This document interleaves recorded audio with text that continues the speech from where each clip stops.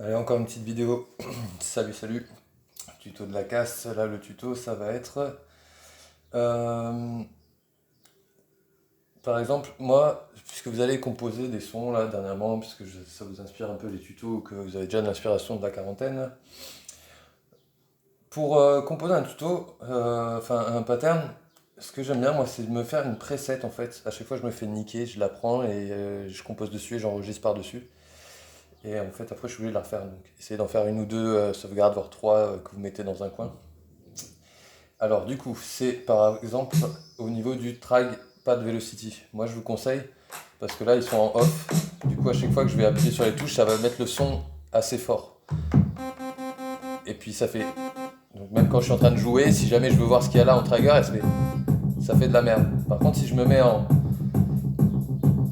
on, on peut appuyer, ça fait le son tout doucement. Du coup, c'est déjà beaucoup plus discret. Surtout si on est sur une note qui fait pas c'est plus discret.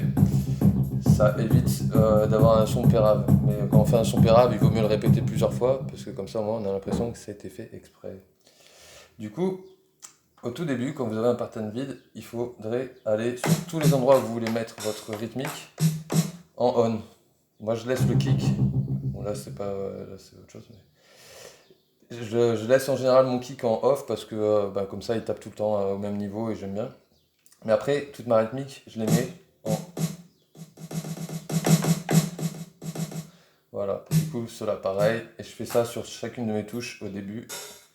Et normalement, comme je vous dis, le mieux c'est de le sauvegarder. Et comme ça, après, vous n'avez plus qu'à le copier sur une autre pattern et commencer à le composer. Euh, pour les notes là-haut, c'est pareil en fait. Moi, je les mets toutes comme ça aussi en vélocité on. Parce que du coup, quand vous êtes en vélocité on, par exemple, quand vous jouez,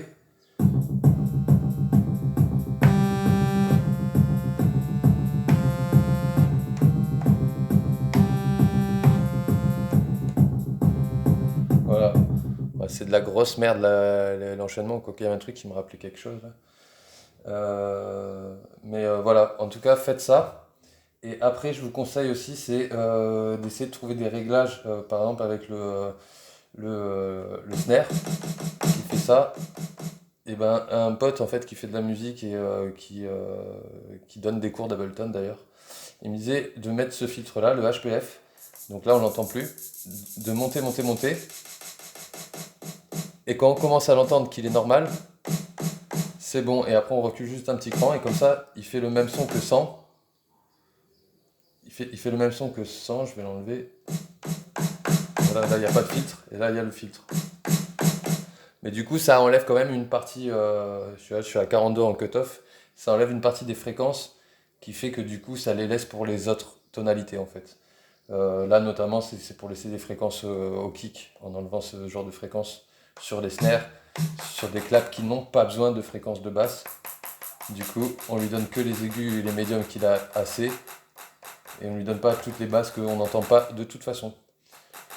Et ça allège votre son, ça allège vos fréquences et du coup ça fait pas d'effet de quand vous stoppez votre kick, la rythmique elle est beaucoup plus forte. Ça aide à ça. Voilà, bon je vais arrêter là pour ce tuto, comme ça ils sont courts, ils sont faciles à comprendre et dans d'autres tutos je vous remontrerai bah, encore d'autres choses et d'autres choses et d'autres choses et qui des fois auront un rapport avec un autre tuto, un complément ou pas. Et puis de temps en temps je vous mettrai peut-être des petits lives en entrée ou non, moi je m'en bats les couilles, c'est tuto de la casse. On fait ça comme ça vient. Ciao à toutes.